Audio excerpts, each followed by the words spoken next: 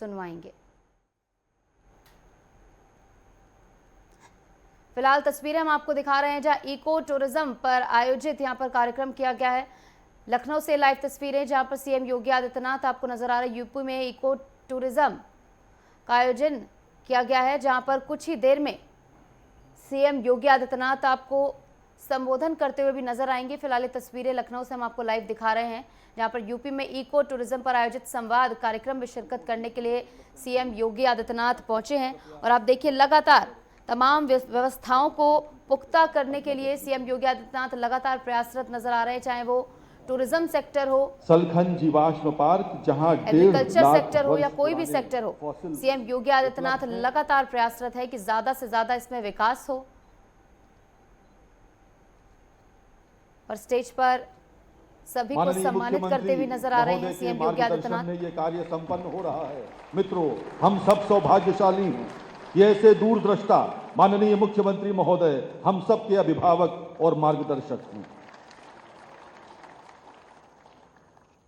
और अब कुछ उन विभूतियों का सम्मान जिन्होंने नई इको पर्यटन इकाइयों की स्थापना करी और सफलता की नई कहानी लिखी। माननीय मुख्यमंत्री महोदय के कर कमलों से ऐसी 3 विभूतियां आज सम्मानित होंगी। सबसे पहले मैं आवाज दे रहा हूं रामपुरा रिट्रीट जालौन के श्री केशवेंद्र सिंह को। कृपया केशवेंद्र सिंह मंच पर आएं। किला रामपुरा जालौन जिले में स्थित है, जो बुंदेलखंड में एकमात्र विरासत होमस्टे है।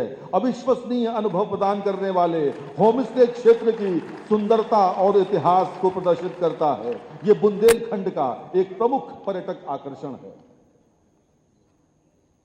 बहुत बहुत धन्यवाद। और शेरकोट स्टेट के साद बिन आसिफ, शेरकोट स्टेट होल्डिंग माननीय मुख्यमंत्री महोदय की टूरिज्म पॉलिसी के अंतर्गत अमानगढ़ टाइगर रिजर्व के समीप स्थापित है।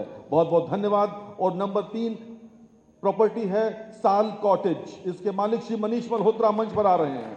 साल कॉटेज पीलीभीत टाइगर रिजर्व में स्थित है, मुस्तफाबाद के पास। यहां से जंगल सफारी प्रारंभ होती है। बहुत बहुत धन्यवाद। उत्तर प्रदेश में इको पर्यटन को बढ़ावा देने के लिए आयोजित आज के इस संवाद कार्यक्रम में अब हम सबका मार्गदर्शन करने के लिए मैं उत्तर प्रदेश के माननीय मुख्यमंत्री आदरणीय श्री योगी आदित्यनाथ जी को उनके आशीर्वचन के लिए आमंत्रित करता हूं।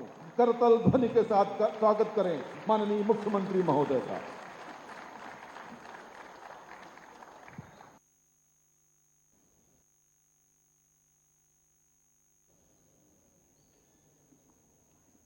इको टूरिज्म संवाद के एक दिवसीय इस संवाद कार्यक्रम में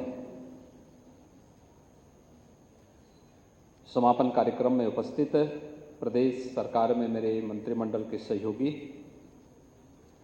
प्रदेश के पर्यटन एवं संस्कृति मंत्री श्री जयवीर सिंह जी, प्रदेश के वन, पर्यावरण एवं जलवायु परिवर्तन मंत्री डॉक्टर अरुण कुमार जी, राज्य मंत्री श्री के.पी. मलिक जी, प्रदेश के मुख्य सचिव श्री दुर्गा शंकर मिश्र जी, अपर मुख्य सचिव पर्यावरण, वन एवं जलवायु परिवर्तन श्री मनोज सिंह जी, प्रमुख सचिव पर्यटन एवं संस्कृति श्री मुकेश कुमार मिश्राम जी, प्रधान मुख्य वन संरक्षक एवं विभागाध्यक्ष उत्तर प्रदेश श्री सुधीर कुमार शर्मा जी, इको टूरिज्म संवाद कार्यक्रम में उपस्थित है इको टूरिज्म के क्षेत्र के हमारे सभी विशेषज्ञगण, पर्यावरणविद, टूर ऑपरेटर्स और अन्य सभी उपस्थित महानुभाव, देश के हृदय स्थल के रूप में माने जाने वाले उत्तर प्रदेश में इको टूरिज्म डेवलपमेंट बोर्ड के गठन और आज उसका लोगो भी आप सबके सामने यहाँ पर समर्पित हुआ है। मैं सबसे पहले इस संवाद कार्यक्रम में आप सब ने उपस्थित होकर के उत्तर प्रदेश के अंदर पर्यटन या इको पर्यटन के क्षेत्र में क्या संभावनाएं हैं, इन सभी संभावनाओं को ध्यान में रख कर के आज इस संवाद कार्यक्रम में आप सहभागी बने हैं। मैं आप सबका प्रदेश की इस राजधानी में प्रदेशवासियों की ओर से हृदय से आप सबका मैं अभिनंदन करता हूं। उत्तर प्रदेश में हमारा जो नवगठित इको टूरिज्म डेवलपमेंट बोर्ड है, यह एक कदम और आगे चढ़ा है। अब इसने अपना लोगो जारी किया है। पिछले एक वर्ष के अंदर क्या कुछ गतिविधियां इनके माध्यम से प्रारंभ हुई हैं और उत्तर प्रदेश के अंदर पर्यटन क्षेत्र में क्या क्या संभावनाएं हैं, इसकी एक छोटी सी एग्जीबिशन आपने इको टूरिज्म से संबंधित बाहर भी देखी होगी। हम सब जानते हैं देश की सबसे बड़ी आबादी का राज्य उत्तर प्रदेश है, देश का हृदय स्थल भी है। यहां पर पर्यटन की जो संभावनाएं हैं वह गत वर्ष उत्तर प्रदेश में आए हुए 48 करोड़ पर्यटकों की संख्या हम सबका ध्यान इस ओर आकर्षित करती है। यानी उत्तर प्रदेश की आबादी की लगभग दुगनी संख्या उत्तर प्रदेश में पर्यटन की दृष्टि से आई थी। लेकिन इसमें ज्यादातर जो टूरिस्ट था, ज्यादातर जो पर्यटक था, वह स्पिरिचुअल टूरिज्म की दृष्टि से उत्तर प्रदेश में आया था। काशी में संख्या 2023 में 10 करोड़ से अधिक थी। मथुरा वृंदावन में गत वर्ष यह संख्या 7.5 करोड़ से अधिक थी। अयोध्या में गत वर्ष यह संख्या 5 करोड़ से अधिक थी। और आप जानते हैं कि अयोध्या में प्रभु राम के 500 वर्षों के बाद अपनी जन्मभूमि पर विराजमान होने के कारण अब वहां पर इसकी संख्या और कई गुना बढ़ रही है।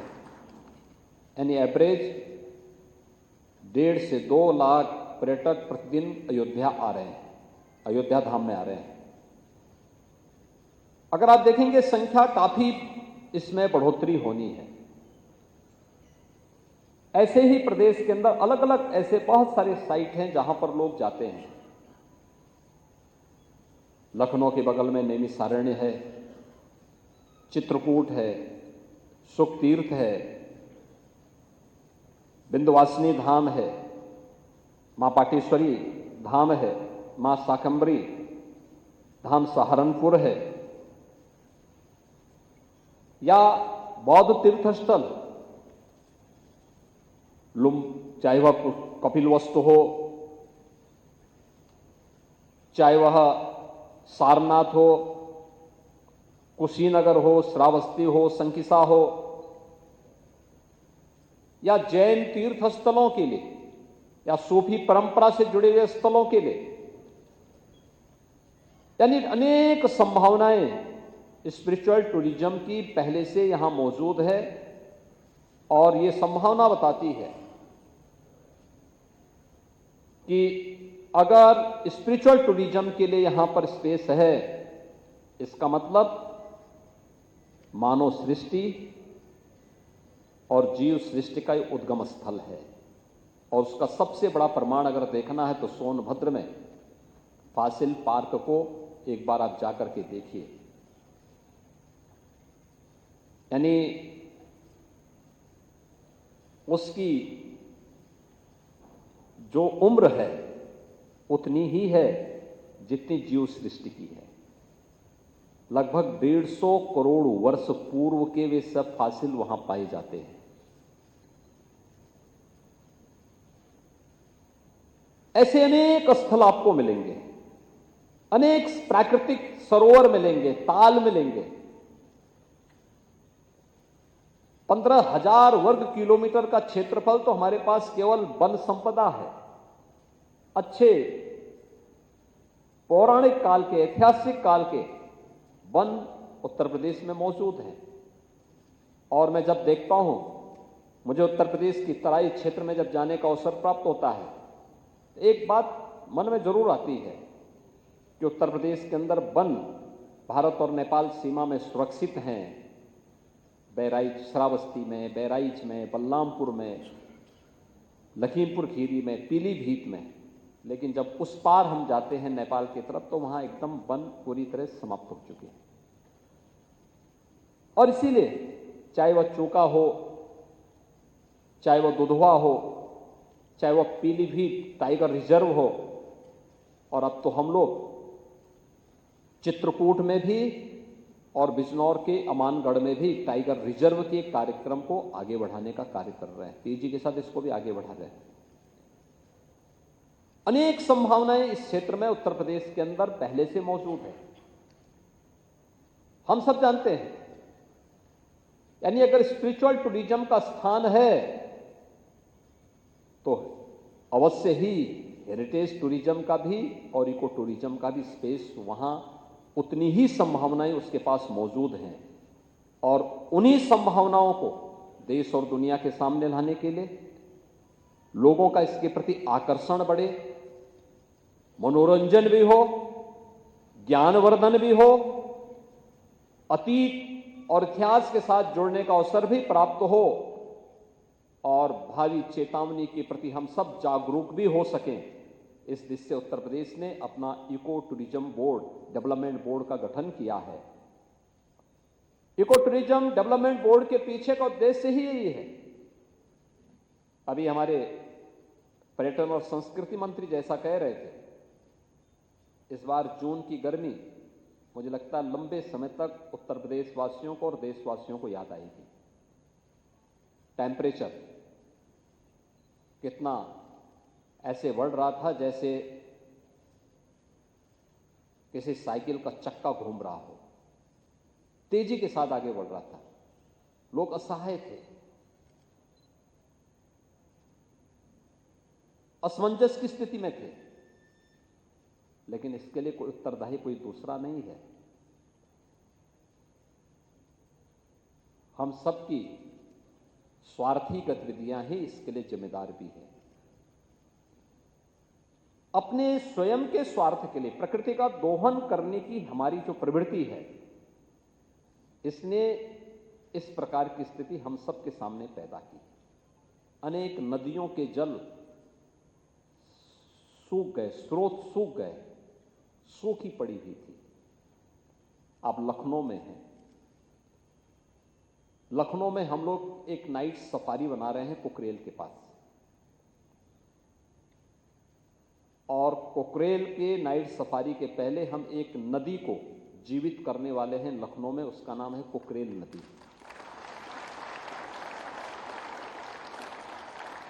कभी कुकरेल नदी थी जो गोमती की सहायक नदी थी, आदि गंगा, गोमती को आदि गंगा भी कहते हैं।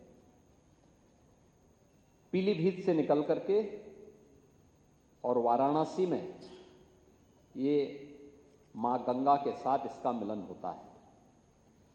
लेकिन गोमती की सहायक नदी कुकरेल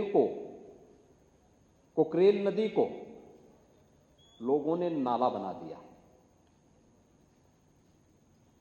नाला बना करके उसमें अवैध निर्माण कर दिए, कब्जे हो गए, और कब्जा इतना बढ़ा, पिछले 4 दशक में इतना बढ़ गया कि अब वह स्वयं ही न केवल नदी के लिए बल्कि यहाँ के पर्यावरण के लिए एक चुनौती बन गई थी।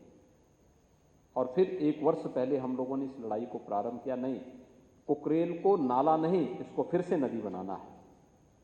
और नदी बनाने के लिए उस लड़ाई को यहां से लेकर के सुप्रीम कोर्ट तक हम लड़े, और मुझे प्रसन्नता है 8000 से अधिक ऐसे जितने इलीगल स्ट्रक्चर थे उन सबको हम लोगों ने उसके पेट से अब तक निकाल करके बाहर फेंका है, उसको हटाया है। जिनका पुनर्वास होना था उन्हें पुनर्वास भी किया है, जिन्हें दंडित करना था उन्हें दंडित भी किया है। और नदी, आप आश्चर्य करेंगे कि अभी 8000 स्ट्रक्चर हटे हैं, लेकिन इतने स्ट्रक्चर हटने के बाद नदी में पानी के नए स्रोत फूटते हुए दिखाई दे रहे हैं। यानी जब गर्मी थी, जब नदियां सूख रही थी, जल के स्रोत सूख रहे थे, तब कुकरेल में नए जल के स्रोत फूट रहे थे। ये दिखता है कि हमने जल के स्रोत अपने स्वार्थ के लिए स्वयं बंद किए हैं, लेकिन यही स्थिति अन्य जगहों पर भी है। हमने कभी भी उस दिशा में प्रयास नहीं किया है और इको टूरिज्म डेवलपमेंट बोर्ड इस बात के लिए हमें आगाह कर रहा है कि ज्ञानवर्धन के लिए भी, मनोरंजन के लिए भी हम अपनी प्रकृति के इस उपहार का उपयोग करें, लेकिन इसके साथ साथ आने वाली पीढ़ी को एक लंबे समय तक ये उपहार इसी रूप में मनोरंजन और ज्ञानवर्धन के रूप में प्राप्त होता रहे, इसलिए इसके संरक्षण की जिम्मेदारी भी हमारे ऊपर होनी चाहिए, हर पीढ़ी को अपने ऊपर लेनी पड़ेगी। और उसी दृष्टि से इस कार्यक्रम को आगे बढ़ाने के लिए एक अभिनव प्रयास प्रारंभ हुआ है। एक साथ जब आप चाहते हैं, एक कोई टूरिस्ट आता है तो अपने साथ एक व्यक्ति के लिए नहीं, अनेक लोगों के लिए वह रोजगार का सृजन भी करता है। और अगर संभावनाएं हैं तो उन संभावनाओं से वहां पे लाभ लेना, अगर हम सभी प्रकृति का संरक्षण करते हुए, पर्यावरण का संरक्षण करते हुए इन कार्यों को अपनाते हैं, तो इसमें हमें एक संकोच नहीं करना चाहिए। और मुझे लगता है कि ये चीजें आज हम सबको उन क्षेत्रों में जहां पर हम लोगों ने इस दिशा में प्रयास किए हैं, उसका लाभ आप अगर देखेंगे तो बुंदेलखंड के किलों को लेकर के या ऐतिहासिक दृष्टि से जो इमारतें हमारे पास जहां तहां पड़ी हुई थी, उन सभी को हम कहीं होटल के रूप में, कहीं उन साइट को टूरिज्म डेवलपमेंट की दृष्टि से डेवलप करने के लिए अनेक हम लोगों ने वहां पे प्रयास प्रारंभ किए हैं और लोगों को इसके बारे में उधर आकर्षित करने के लिए भी एक नई व्यवस्था को आगे बढ़ाया है। होटल, रेस्टोरेंट के अलग अलग श्रृंखलाओं को भी उत्तर प्रदेश के अंदर यूपी सरकार ने अपनी नीति के अंतर्गत आकर्षित करने का काम किया है। और इसीलिए मैं आज इस अवसर पर आप सबसे इस बारे में आग्रह करूंगा कि जो संभावनाएं उत्तर प्रदेश के अंदर हैं, अलग अलग जनपद में अलग अलग संभावना और अलग अलग क्षेत्रों के लिए भी उन संभावनाओं पे आप लोगों का सहयोग और आपकी सक्रियता, इको क्षेत्र में जो टूरिज्म डेवलपमेंट का ये नया बोर्ड उत्तर प्रदेश सरकार ने गठित किया है, यह उन नई संभावनाओं को आगे बढ़ाएगा। और मेरा मानना है ये कार्य की शुरुआत है, इसके कुछ अच्छे परिणाम और कुछ उत्साही टूर ऑपरेटर्स ने इसमें रुचि लेकर के इसको सफलता की एक नई ऊंचाई की ओर पहुंचाने का प्रयास प्रारंभ किया है। लेकिन इसमें अगर व्यापक पैमाने पे हम लोगों को जागरूक करें, उनको हम प्रशिक्षित करें, ये अनिवार्य रूप से हम वहां पे कोई व्यवस्था बनाएं कि होम स्टे जो हम स्पिरिचुअल टूरिज्म की दृष्टि से करते हैं, चाहे वह काशी में हो, अयोध्या में हो या मथुरा वृंदावन में है, अगर इन्हीं संभावनाओं को लेकर के हम लोग यही कार्य इको टूरिज्म में भी, उन ग्रामीण क्षेत्रों में भी विलेज टूरिज्म को डेवलप करें, तो गांव के लोगों के सामने भी रोजगार सृजन की एक नई संभावना बनेगी। लोगों के मन में एक उत्साह आएगा, उनके रहन सहन, उनके व्यवहार में, सामान्य बातचीत में एक नया परिवर्तन आपको देखने को मिलेगा। विकास की मुख्य धारा के साथ जुड़ने में उनको मदद मिलेगी। रोजगार सृजन की नई संभावना उनके बीच में बनेगी। जैसे अभी मैं बांदा के कालिंचर के पास देख रहा था, जैसे जालौन के पास या बस्ती जनपद में इस प्रकार के कार्यक्रम प्रारंभ हुए हैं, ये संभावना पीलीभीत में भी बन सकती है, ये संभावना लखीमपुर खीरी और बहराइच में भी बन सकती है, ये संभावना सोनभद्र, चित्रकूट, और चंदौली जनपद में भी बन सकती है। ये संभावनाएं अन्य उन जनपदों में बन सकती है जहां पर इसके लिए उस प्रकार का इकोसिस्टम पहले से मौजूद है। लोग वहां आते हैं, सरकार फैसिलिटेट कर सकती है, सरकार कनेक्टिविटी दे सकती है, सरकार अपने पॉलिसी के अंतर्गत या पॉलिसी या कहीं पे कोई आवश्यक संशोधन होने हैं उसके अंतर्गत उन्हें आवश्यक सुविधाएं उपलब्ध करवा सकती है। लेकिन इस पहल को एक नई ऊंचाई तक पहुंचाने में आपकी एक बड़ी भूमिका होगी और इसके लिए मैं आप सबसे आह्वान करूंगा कि उत्तर प्रदेश सरकार के द्वारा जो एक पहल आगे बढ़ी है, इन संभावनाओं को उत्तर प्रदेश के अंदर अगर आप देखेंगे तो अलग अलग क्षेत्र हों या जनपद हों, उन जनपदों में इको टूरिज्म की इन संभावनाओं को आगे बढ़ाने के लिए बोर्ड के साथ जुड़ करके अगर आप आगे बढ़ाएंगे तो हमें प्रसन्नता होगी और मुझे पूरा विश्वास है कि स्पिरिचुअल टूरिज्म की तर्ज पर हम लोग इको टूरिज्म को भी आगे बढ़ाने में सफल होंगे। आज दिन भर के इस संवाद कार्यक्रम में मैं देख रहा था अलग अलग फील्ड के अलग अलग विशेषज्ञों ने अपने विचारों को आज के इस संवाद कार्यक्रम में रखा है। आपके जो सुझाव यहां आए होंगे उन सुझावों को सरकार गंभीरता से लेगी और समयबद्ध तरीके से जो भी उसमें संभावनाएं इको टूरिज्म के क्षेत्र की आगे बढ़ाने की होगी उन पर पहल करते हुए कार्रवाई भी करेगी। और मैं आपको इस बात के लिए आश्वस्त करता हूं कि आपकी समस्या का समाधान करने के लिए हमारी सरकार पूरी प्रतिबद्धता के साथ कार्य करेगी। एक बार फिर से इस संवाद इको टूरिज्म के संवाद कार्यक्रम में आप सबको मैं हृदय से धन्यवाद देते हुए अपनी वाणी को विराम देता हूं। धन्यवाद। बहुत बहुत धन्यवाद। टूरिज्म पर आयोजित संवाद कार्यक्रम में संबोधित कर रहे हैं, जहां पर पर्यटकों की संख्या को लेकर भी उन्होंने बातचीत की। कहा लगातार पर्यटकों की संख्या में इजाफा हो रहा है, इको टूरिज्म पर बढ़ावा लगातार दिया जा रहा है और उसी को देखते हुए जो पर्यटक हैं वो यूपी की ओर आकर्षित हो रहे हैं, यूपी में आ रहे हैं। अलग अलग क्षेत्रों में पर्यटकों का आवागमन बढ़ता हुआ दिखाई दे रहा है। उन्होंने कहा कि मां शाकुंभरी देवी में पर्यटकों की संख्या लगातार बढ़ रही है। राम मंदिर का भी जिक्र किया। जैन तीर्थ स्थलों पर भी पर्यटकों की संख्या बढ़ी है, मुख्यमंत्री योगी आदित्यनाथ ने कहा। और ये संवाद कार्यक्रम मुख्यमंत्री योगी आदित्यनाथ ने संबोधित किया।